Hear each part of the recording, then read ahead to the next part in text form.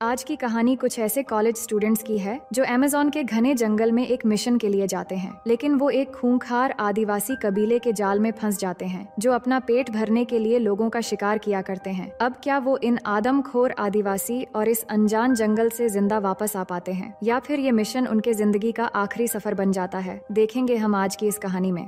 Hello दोस्त, और कहानी की शुरुआत में हमें अमेज़न के जंगल में दो आदिवासी लोगों को दिखाए जाते हैं जो फल इकट्ठा कर रहे होते हैं। तभी वो देखते हैं कि कुछ लोग जेसीबी की मदद से जंगल को बर्बाद कर रहे हैं ताकि यहाँ से क्रूड ऑयल निकाला जा सके। अब सीन शिफ्ट होता है और हमें कुछ कॉलेज स्टूडेंट दिखाए जाते हैं जो सेव अमेज़न नाम का ग्रुप बनाकर जंगल को बचाने के लिए प्रोटेस्ट कर रहे हैं। इस प्रोटेस्ट को एलेजेंड्रो और उसकी गर्लफ्रेंड लीड कर रहे होते हैं। यहाँ एक घर में हम जस्टिन नाम की एक लड़की को देखते हैं जो इस प्रोटेस्ट की आवाज सुनकर खिड़की से देखने लगती है। उसके रूम में उसकी दोस्त केसी भी होती है। उसके बाद दोनों तैयार होकर कॉलेज के लिए निकलती हैं। जस्टिन बाहर एलेजेंड्रो को देखकर उसे पसंद करने लगती है क्योंकि वो और उसका ग्रुप अमेज़न के जंगल को बचाने का काम कर रहे हैं। जस्टिन सोचती है कि ऐसे काम करने वाला इंसान अच्छा हो सकता है और वो भी इस काम में एलेजेंड्रो के साथ शामिल होना चाहती है। लेकिन केसी इस ग्रुप को पसंद नहीं करती क्योंकि उसे लगता है कि वो सिर्फ पब्लिसिटी पाने के लिए ऐसा कर रहे हैं। इसके बाद दोनों क्लास में लेक्चर अटेंड करने जाती हैं, जहाँ प्रोफेसर सभी स्टूडेंट्स को एक जंगली कबीले के बारे में बताने लगती हैं। प्रोफेसर बताती हैं कि अमेज़न के जंगल के एक कबीले में लड़कियों को शुद्धिकरण के नाम पर बहुत अत्याचार किया जाता है और 40 दिनों तक उन्हें कुछ इस तरह रखा जाता है जिससे उन्हें बहुत ही ज्यादा तकलीफ सहना पड़ता है। जस्टिन कहती है कि उसके डैड यूनाइटेड नेशंस में लॉयर हैं, जिनकी मदद से वो इन लड़कियों के लिए प्रोटेस्ट कर सकते हैं। इस पर प्रोफेसर बताती हैं कि ये कबीला अमेज़न के जंगल में है जहाँ कई कबीले रहते हैं, इसलिए एक अकेला लॉयर कुछ नहीं कर सकता। अब लेक्चर खत्म होते ही जब जस्टिन और केसी बाहर निकलती हैं, तभी जोना नाम का एक स्टूडेंट आकर जस्टिन को सेव अमेज़न ग्रुप का एक टेम्पलेट देकर उसे ज्वाइन करने के लिए कहता है। पहले जस्टिन मना कर देती है, लेकिन जब जोना बताता है कि ये एलेजेंड्रो ने भेजा है और आज शाम को एक मीटिंग भी है, तो जस्टिन मान जाती है। फिर शाम को एलेजेंड्रो अपने ग्रुप मेंबर्स के साथ मीटिंग करने लगता है, जिसमें जस्टिन भी शामिल होती है। एलेजेंड्रो बताता है कि अमेज़न के जंगल के अलग अलग हिस्सों में कई आदिवासी रहते हैं, लेकिन एक प्राइवेट कंपनी क्रूड ऑयल निकालने के लिए जंगल के बड़े बड़े हिस्सों को बर्बाद कर रही है। अगर ऐसा हुआ तो उन आदिवासी और जंगल दोनों ही बर्बाद हो जाएंगे, इसलिए हमें वहाँ जाकर उनकी हरकतों को लाइव स्ट्रीम करना होगा ताकि पूरी दुनिया को सच्चाई दिखाई जा सके और उनका काम रुक सके। एलेजेंड्रो के इस प्लान को सुनकर सभी अगले दिन जाने के लिए तैयार हो जाते हैं। अब रूम में लौटकर जस्टिन अपने डैड को फोन करती है और उन्हें बताती है कि वो अगले दिन अपने दोस्तों के साथ एक ट्रिप पर जा रही है। अगले दिन प्लान के मुताबिक सभी लोग फ्लाइट वाली जगह पर पहुंच जाते हैं, जहां से एलेजेंड्रो का दोस्त कार्लोस उन्हें एक प्राइवेट प्लेन से लेकर जाने वाला था। तो सभी प्लेन में बैठते हैं और अपने आगे का सफर शुरू करते हैं। फिर प्लेन से उतरने के बाद सभी लोग ऑटो के जरिए एक रेस्टोरेंट की तरफ बढ़ने लगते हैं। इस दौरान वो बहुत खुश होते हैं क्योंकि ये सफर उन्हें एडवेंचर जैसा लग रहा था। रेस्टोरेंट पहुंचकर वो खाना खाते हैं। तभी उनके एक ग्रुप मेंबर लार्स को ड्रग्स चाहिए थी, तो कार्लोस उसे ड्रग्स का एक पैकेट दे देता है। इसके बाद डैनियल सभी का फोन लेता है ताकि सभी के फोन से एक साथ लाइव स्ट्रीमिंग की जा सके। एलेजेंड्रो बताता है कि वहाँ सिग्नल नहीं रहेगा, इसलिए हम पहले उनके राडार को हैक करेंगे और उन्हीं के सिग्नल से लाइव स्ट्रीमिंग करेंगे। सभी के पास एक जैसा मास्क भी रहेगा ताकि मीडिया में हम आसानी से पहचान में आ सकें। फिर रेस्टोरेंट से निकलकर सभी लोग बोट की मदद से जंगल की ओर बढ़ने लगते हैं। थोड़ी देर बाद वो उस जगह के पास पहुंच जाते हैं जहां सभी अपना ड्रेस चेंज करके उन वर्कर्स के जैसे कपड़े पहन लेते हैं जो वहां पहले से काम कर रहे हैं। इसके बाद वो कंस्ट्रक्शन साइट पर पहुंचते हैं जहां सभी वर्कर्स लंच कर रहे होते हैं। वो उन्हें पहचान नहीं पाते क्योंकि सभी ने वर्कर्स की तरह ही कपड़े पहने हुए थे। फिर एक साइड में जाकर कारा सभी को जंजीर और ताला देने लगती है, लेकिन जस्टिन को वो अपने पास रखी हुई एक ताला देती है। जिसके बाद सभी लोग अपने आप को जंजीर से पेड़ में बांध लेते हैं और खुद को लॉक भी कर लेते हैं, पर जस्टिन खुद को लॉक नहीं कर पा रही थी। इसके बाद सभी लोग कैमरे की मदद से लाइव स्ट्रीमिंग करने लगते हैं और सेव अमेज़न कहकर चिल्लाने लगते हैं। ये देखकर कंपनी के सिक्योरिटी गार्ड गन लेकर उनके पास आते हैं, पर वो देखते हैं कि कैमरा ऑन है और लाइव स्ट्रीमिंग चल रही है, इसलिए वो शूट नहीं कर पाते। वो उन्हें हटाने की कोशिश करते हैं, लेकिन सभी ने खुद को लॉक किया होता है, इसलिए उन्हें कोई भी नहीं हटा पाता। तभी एक गार्ड जस्टिन के पास आकर देखता है कि वो लॉक्ड नहीं है और उसकी मोबाइल तोड़कर गन पॉइंट कर देता है। ये देखकर एलेजेंड्रो कैमरा उसकी तरफ घुमाकर लाइव स्ट्रीमिंग में कहता है, इस लड़की के डैड यूनाइटेड नेशंस में लॉयर हैं और वो जंगल को बचाना चाहती है, लेकिन ये लोग उसे मार देना चाहते हैं। तभी गार्ड के लीडर को उनके हेड का एक फोन आता है, जिसके बाद वो सभी गन हटा लेते हैं और इस तरह एलेजेंड्रो और उनका ग्रुप बच जाता है। इसके बाद आर्मी आकर सभी को पकड़कर वापस भेज देती है। वहीं कार्लोस प्लेन के साथ उनका इंतजार कर रहा होता है, जहाँ पर आर्मी उन्हें सेफली पहुँचा देते हैं और सभी प्लेन में बैठकर अपने घर की ओर रवाना हो जाते हैं। प्लेन में सभी बहुत ज्यादा खुश हो जाते हैं क्योंकि उनका प्लान सक्सेसफुल हो गया है और सब मिलकर एंजॉय करते हुए ड्रिंक करने लगते हैं। लेकिन जस्टीन अभी भी दुखी होकर बैठी हुई थी क्योंकि एलेजेंड्रो ने उसे आधा प्लान बताया और उसका यूज किया। अब प्लेन बीच रास्ते पर ही था, तभी अचानक प्लेन के प्रोपेलर पर आग लग जाती है जिससे प्लेन अनकंट्रोल होकर नीचे गिरने लगता है और प्लेन नीचे आकर पेड़ से टकराकर बीच में से टूट जाता है। अब इस एक्सीडेंट की वजह से इनके बहुत सारे साथी मारे जाते हैं और जो बचे हुए थे वो बहुत बुरी तरह जख्मी हो जाते हैं। इसके बाद वो किसी तरह बाहर निकल आते हैं। कारा ये सब देखकर बहुत ज्यादा डर गई थी जिसे एलेजेंड्रो शांत करने की कोशिश कर रहा होता है और वो सबसे कहता है कि जीपीएस डिवाइस ढूंढो, इससे हमें मदद मिल सकती है। पर इसी बीच कारा को जंगल में कोई नजर आता है जिसे देखकर वो मदद मांगने के लिए आगे बढ़ने लगती है, पर एलेजेंड्रो उसे रोकने के लिए जाता है। इतने में एक तीर आकर सीधे कारा के गर्दन के आर पार हो जाती है। ये सब देखकर सभी वहाँ से भागने की कोशिश करते हैं, लेकिन देखते ही देखते सभी लोगों को भी तीर लगने लगता है। इसी बीच डैनियल को जीपीएस मिल जाता है, पर अचानक उसे भी एक तीर लग जाता है जिससे वो बेहोश हो जाता है। जस्टिन भाग रही होती है पर आखिर उस पर भी तीर लगने की वजह से वो बेहोश होकर गिर जाती है। फिर जब जस्टिन होश में आती है तो वो खुद को एक नाव पर देखती है जिसे कुछ भयानक दिखने वाले कबीले के लोग अपने साथ लेकर जा रहे होते हैं और उसके साथ बचे हुए साथियों को भी वो कबीले वाले अलग अलग नाव से लेकर जा रहे थे। कुछ देर में ये लोग नदी के एक किनारे पहुंच जाते हैं जहाँ पर बहुत सारे कबीले वाले इनका इंतजार कर रहे होते हैं। ये सब देखकर वो बहुत ज्यादा डर जाते हैं क्योंकि कबीले वालों ने इनको पकड़ लिया था और ये लोग यहाँ से भाग भी नहीं सकते थे। यहाँ पर उन्हें लटकी हुई कंकाल और सर नजर आती है जिससे वो समझ जाते हैं कि ये आदमखोर कबीले वाले हैं और वो बहुत बुरी तरह फंस चुके हैं और अब वो चिल्लाने के अलावा कुछ भी नहीं कर सकते थे। इसके बाद कबीले वाले इनको अपनी बस्ती में लेकर चले जाते हैं जहाँ ये खूंखार लोग इनको अजीब तरह से टच करने लगते हैं जिससे इनकी हालत और भी ज्यादा खराब होने लगती है। फिर जैसे ही कबीले की एक फीमेल लीडर वहाँ पर आती है तो सब कबीले वाले शांत हो जाते हैं और वो औरत उन्हें ध्यान से देखने के बाद एक लकड़ी के पिंजरे में बंद करवा देती है। इन्हें कुछ भी समझ नहीं आ रहा था कि अब इनके साथ ये लोग क्या करेंगे। फिर इनकी नजर जोना पर जाती है जिसको कबीले वाले कुछ पिलाते हैं और फिर एक पत्थर पर लेटा देते हैं। जोना समझ रहा था कि उसे खाने के लिए कुछ दिया गया है, लेकिन फिर कबीले के कुछ मर्द आकर उसके हाथ पैर पकड़ लेते हैं और उसी वक्त वो फीमेल लीडर भी वहाँ आती है और उसकी एक आंख खोलकर अपने साथियों को दिखाने लगती है, जो देखकर जोना के साथी चिल्लाने लगते हैं। फिर कबीले का सरदार आकर जोना के हाथ पैर को एक एक करके अलग कर देता है और उसके बाद उन हिस्सों को साफ करके पकाने के लिए भट्टी में डाल दिया जाता है। ये सब कुछ देखकर उन लोगों को समझ में आ जाता है कि वो बहुत बड़ी मुसीबत में फंस चुके हैं जहाँ से जिंदा बचकर निकलना नामुमकिन है। और ऐसे ही ये दिन किसी तरह से बीत जाता है और रात हो जाती है जहाँ सभी बहुत परेशान थे। लार्स कहता है कि यहाँ पर फंसने की बजाय अगर हम प्लेन क्रैश होकर खत्म हो जाते तो अच्छा होता। फिर इस प्रॉब्लम के लिए सब एलेजेंड्रो को ब्लेम करने लगते हैं क्योंकि इसी की वजह से वो यहाँ फंस गए। जिसके बाद एलेजेंड्रो सबको सच्चाई बताता है कि अनफॉर्चुनेटली प्लेन क्रैश में कार्लोस मारा गया, लेकिन मैं कार्लोस के साथ मिला हुआ था। असल में ये सब उसी का प्लान था ताकि हमें पब्लिसिटी मिले और उस प्राइवेट कंपनी को हटा देने के बाद कार्लोस की कंपनी वहाँ आकर क्रूड ऑयल निकाल सके। लेकिन उसके कंपनी में और भी पार्टनर्स है जो 3 दिन में यहाँ तक पहुँच जाएंगे, जिसके बाद वो हमें इन कबीले वालों से बचा लेंगे। अब ये सब कुछ सुनकर डैनियल और बाकी सब उस पर भड़क जाते हैं, पर सैमांथा उसे शांत कराती है और कहती है इस लालची को मार कर क्या फायदा, हम इस पिंजरे से निकल सकते हैं। और फिर जैसे ही वो पिंजरे से बाहर जाने की कोशिश करती है, कबीले का एक पहरेदार उसे तीर मारकर बेहोश कर देता है। फिर अगली सुबह का सीन देखते हैं जहाँ नींद खुलते ही जस्टिन को उस कबीले का एक लड़का दिखाई देता है जो उसकी लॉकेट में लगी फ्लूट को देख रहा था। तो जस्टिन उसके साथ में बहुत प्यार से पेश आती है। तभी कबीले का सरदार पिंजरे के अंदर आता है और तीनों लड़कियों को पकड़कर बाहर ले जाता है, जहाँ पर वो फीमेल लीडर आकर उन तीनों को एक एक करके चेक करने लगती है। लेकिन आखिर उन तीनों में सिर्फ जस्टिन ही वर्जिन होती है, जो देखकर सभी कबीले वाले खुशी से चिल्लाने लगते हैं। फिर वो लोग उसे बेहोश करके अपने साथ ले जाते हैं और बाकी 2 लड़कियों को फिर से पिंजरे में बंद कर देते हैं। अब पिंजरे के अंदर आने के बाद समांता को बाहर निकालने के लिए डैनियल एक प्लान बनाता है। वो एलेजेंड्रो के फोन में म्यूजिक बजाता है और लार्स उस फोन को झाड़ियों के पीछे फेंक देता है, जिससे वो पहरेदार उसे लेने के लिए चला जाता है। और इसी मौके से समांता पिंजरे से निकलकर भागने लगती है और काफी मुश्किल के बाद वो जैसे ही एक नाव तक पहुंचती है तभी कबीले वाले उसे पकड़ लेते हैं। दूसरी तरफ कुछ देर के बाद जस्टिन को वापस से पिंजरे में बंद कर देते हैं, लेकिन जब उसके साथी पूछते हैं कि उन्होंने तुम्हारे साथ क्या किया, तो जस्टिन को कुछ भी याद नहीं होता कि इतनी देर तक उन्होंने उसके साथ क्या किया। फिर कबीले के कुछ बच्चे आकर सबको खाना देते हैं जो किसी चीज का पका हुआ मांस था और इसे खाने के अलावा उनके पास और कोई रास्ता नहीं था। तो भूख की वजह से सभी खाने लगते हैं, पर एमी जब खाती आती है तो उसे बर्तन के अंदर समानता का टैटू नजर आता है, जिससे वो समझ जाती है कि इन लोगों ने समानता को पकड़कर खत्म कर दिया है। लेकिन वो जोना और समानता के जैसे मरना नहीं चाहती थी, इसलिए उस बर्तन को तोड़कर उसके एक टुकड़े से सुसाइड कर लेती है। ये सब देखकर उसके बाकी दोस्त बहुत दुखी हो जाते हैं, पर वो भी क्या कर सकते थे। लेकिन इसके बाद उन्हें एक आइडिया आता है, जिसमें वो और डेनियल मिलकर लार्स के पास रखी हुई उस ड्रग्स पैकेट को एमी की बॉडी में डाल देते हैं, ताकि कबीले वाले जैसे ही उसको खाएंगे तो उन्हें नशा हो जाएगा और इस मौके से वो भाग जाएंगे। इसके बाद कबीले का सरदार आता है और एमी को ले जाकर भट्टी में डाल देता है। फिर सभी मिलकर बहुत मजे से खाने लगते हैं, पर कुछ समय के अंदर उन पर नशा चढ़ने लगता है और धीरे धीरे सब बेहोश होने लग जाते हैं। और इसी मौके का फायदा उठाकर ये सब पिंजरे से बाहर निकलने लगते हैं। पर जस्टिन और डेनियल के बाहर आते ही एलेजेंड्रो एक तीर से लार्स को बेहोश करके अंदर रख लेता है, क्योंकि वो कार्लोस के आदमी यहाँ पहुँचने के बाद ही जाना चाहता था। डेनियल और जस्टिन को इस पर गुस्सा आता है, लेकिन वो मजबूरी और कम समय की वजह से वहाँ से निकलकर भागना शुरू कर देते हैं। अब लार्स को जब होश आता है तो वो खुद को पिंजरे के बाहर देखता है, जहाँ पर 2 कबीले वाले बैठे होते हैं। ये देखकर वो डर के मारे वहाँ से भागना शुरू कर देता है, लेकिन सारे कबीले वाले उसे पकड़ लेते हैं और चारों तरफ से घेर कर वहीं पर उसका काम तमाम कर देते हैं। पर एलेजेंड्रो कुछ भी नहीं करता, क्योंकि लार्स को पिंजरे के बाहर उसी ने रखा था, ताकि कबीले वाले पहले लार्स को खत्म कर दें और उसे थोड़ा और समय मिल जाए। दूसरी तरफ हम डैनियल और जस्टिन को देखते हैं, जो भागते भागते उस जगह तक पहुंच जाते हैं जहां उनका प्लेन क्रैश हुआ था। वहां पर देखते हैं कि उनके जो साथी प्लेन क्रैश में मारे गए थे, उनको कबीले वालों ने बहुत बेरहमी से डंडों में लटका कर रख दिया है। और वहीं पर डैनियल को जीपीएस भी मिल जाता है, लेकिन उसकी बैटरी खत्म हो चुकी थी। इसके बाद वो अपने मरे हुए साथियों के पॉकेट्स में फोन ढूंढने लगते हैं और जस्टिन को कारा के पॉकेट में फोन मिल जाता है। लेकिन इतने में कबीले वाले फिर से वहाँ पर आने लगते हैं और इसी बीच कारा की डेड बॉडी जस्टिन के ऊपर गिर जाती है। डैनियल उसे बाहर निकाल ही रहा था कि कबीले वाले उन तक पहुंचकर दोनों को बेहोश कर देते हैं। फिर होश में आने पर जस्टिन खुद को बंधी हुई पाती है और कबीले की एक मोटी सी औरत उस पर कुछ सफेद रंग की लेप लगा रही होती है। ये सब देखकर जस्टिन बहुत घबराने लगती है। वहीं दूसरी तरफ कबीले का सरदार डेनियल को एक लकड़ी से बांधकर हरे रंग का एक पेस्ट लगा देते हैं, जिस वजह से डेनियल के ऊपर चींटियां आकर काटने लगती हैं और वो तड़पते हुए चिल्लाने लगता है। इधर जस्टिन को सफेद लेप लगाकर उनके हिसाब से तैयार कर दिया जाता है, जिसके बाद वो फीमेल लीडर जस्टिन के पास आती है और उसका शुद्धिकरण करने वाली होती है, जिससे डर के मारे जस्टिन चिल्लाने लगती है। लेकिन उसी बीच चिल्लाते हुए कबीले का एक आदमी आता है, जिससे वो लीडर वहाँ से बाहर चली जाती है। यहाँ पर हम देखते हैं वो आदमी आकर लीडर को कुछ बताता है, जिसके बाद वो अपने सभी लोगों को हथियार उठाने के लिए कहती है और सभी कबीले वाले अपने हथियार लेकर जंगल की तरफ निकलने लगते हैं। लेकिन कुछ लोग कबीले की निगरानी के लिए रुक जाते हैं। ये देखकर एलेजेंड्रो समझता है कि शायद कार्लोस के कंपनी के लोग यहाँ आसपास पहुँच गए हैं और अब वो बाहर निकलना चाहता था, लेकिन पहरेदार उस पर ताक लगाए देख रहे थे। अब कबीले में सिर्फ कुछ बच्चे और औरतें रुकी हुई थीं और उसी समय वो लड़का जिसके साथ जस्टिन प्यार से पेश आई थी, वो जस्टिन का हाथ खोल देता है, जिसके बाद जस्टिन सबको चकमा देकर उस बच्चे की मदद से वहाँ से निकल जाती है। फिर वो डैनियल को भी अपने साथ ले जाना चाहती थी, पर वो बहुत बुरी तरह जख्मी हो चुका था, इसलिए वो जस्टिन को पॉकेट से फोन लेकर वहाँ से जाने को कहता है और उससे रिक्वेस्ट करता है कि प्लीज जाने से पहले मुझे खत्म कर देना, ताकि मुझे मुक्ति मिल जाए। लेकिन जस्टिन ऐसा नहीं कर पाती, मगर वो कबीले वाला लड़का डैनियल को मार देता है ताकि उसे दर्द से छुटकारा मिल जाए। इसके बाद जस्टिन उस बच्चे के साथ निकलने लगती है, जो देखकर एलेजेंड्रो उसे भी आजाद करने की रिक्वेस्ट करता है, लेकिन जस्टिन नहीं सुनती, क्योंकि उसी के लालच की वजह से ये सब हुआ है। फिर वो उसे वहीं छोड़कर वहाँ से भागने लगती है। काफी दूर जाने के बाद वो लड़का जस्टिन को आगे जाने का रास्ता बता देता है और वो लॉकेट भी वापस करने लगता है जो उसने पसंद करके रख लिया था, लेकिन जस्टिन उसे थैंक यू बोलकर वो लॉकेट वापस कर देती है। इसके बाद वहाँ से किसी तरह भागते हुए जस्टिन कंस्ट्रक्शन साइट की तरफ पहुँच जाती है, जहाँ पर उस कंपनी के लोग अभी भी थे और वो कबीले वालों को मार रहे थे। ये सब देखकर वो उन्हें फायरिंग रोकने के लिए कहती है और फोन से लाइव वीडियो टेलीकास्ट करने की एक्टिंग करने लगती है और उन्हें बताती है कि मैं एक अमेरिकन हूँ और तुम लोग अब लाइव वीडियो पर हो और तुम्हें सारी दुनिया देख रही है। इसके बाद उनका लीडर गन पॉइंट करके जस्टिन को फोन देने के लिए कहता है, पर उनके पकड़ने से पहले जस्टिन जानबूझकर फोन को नीचे गिरा देती है, जिससे उन लोगों को उसकी सच्चाई पता नहीं चल पाती। फिर वो लीडर फोन उठाकर देखता है कि फोन टूटकर बंद हो गया है, यानी कि इस लड़की को मार दिया गया तो हम सारी दुनिया के सामने मुसीबत में पड़ सकते हैं। फिर कुछ देर बाद जस्टिन को ले जाने के लिए वहाँ पर एक हेलीकॉप्टर आता है। तब उसका क्रू जस्टिन से पूछता है, क्या तुम इस जंगल में अकेली थी? जिस पर जस्टिन जानबूझकर हाँ बोल देती है। इसके बाद उसे हेलीकॉप्टर से शहर की तरफ ले जाने लगते हैं। वहीं एलेजेंड्रो हेलीकॉप्टर को देखकर पिंजरे के अंदर से हेल्प के लिए चिल्लाता रह जाता है, लेकिन उसकी आवाज कोई भी नहीं सुन पाता। फिर जस्टिन को वहाँ से न्यूयॉर्क लाया जाता है, जहाँ पर उसके फादर और कुछ गवर्नमेंट के लोग उससे पूछताछ करने लगते हैं। जस्टिन बताती है कि प्लेन क्रैश होने के बाद जंगल में सिर्फ मैं ही अकेली सर्वाइवर थी। मैं बेहोश हो गई थी। फिर जब आंख खुली तो मैं कबीले वालों के पास थी। उन्होंने बहुत अच्छे से मेरा ख्याल रखा और खाना भी खिलाया, और मैं जितने भी दिन उन लोगों के साथ में रही मुझे कोई भी परेशानी नहीं हुई। वो कबीले वाले लोग बहुत अच्छे इंसान हैं और उन्हें भी अपने हिसाब से जीने का हक है, लेकिन कंपनी वाले अपने फायदे के लिए उनको तबाह करने में लगे हुए हैं। फिर एक ऑफिसर पूछता है, क्या वो कबीले वाले आदमखोर जैसे दिखते हैं? जिस पर जस्टिन कहती है, नहीं, बस वो हमसे थोड़े अलग है। असल में जस्टिन ये सब बताकर उन आदिवासी और जंगल को बचाना चाहती थी, और वो जानती थी कि उसके ऐसा कहने से उस कंपनी को रोक दिया जाएगा जो आदिवासी और जंगल को तबाह कर रहे हैं, क्योंकि सबके जीने का अपना अपना तरीका होता है और उन आदिवासियों को जैसे अच्छा लगता है वो वैसे ही अपनी जिंदगी गुजारते हैं और यही उनके जीने का तरीका है। फिर अगले सीन में जस्टिन सुबह उठकर एक सोशल एक्टिविटीज ग्रुप को देखती है जो एलेजेंड्रो की फोटो वाली टी शर्ट पहने हुए थे। फिर मूवी के आखिरी सीन में दिखाया जाता है कि जस्टिन को एलेजेंड्रो की बहन लूसिया का कॉल आता है, जहाँ पर वो एक सैटेलाइट फुटेज दिखाती है और कहती है कि मुझे इस फोटो में एलेजेंड्रो दिखाई दे रहा है, जहाँ पर हम देखते हैं कि एलेजेंड्रो ने उन कबीले वालों की तरह शरीर पर काले रंग लगा लिया है। और इसी के साथ कहानी यहीं पर खत्म हो जाती है। तो दोस्तों, मैं उम्मीद करती हूँ कि ये कहानी आपको बेहद पसंद आएगी।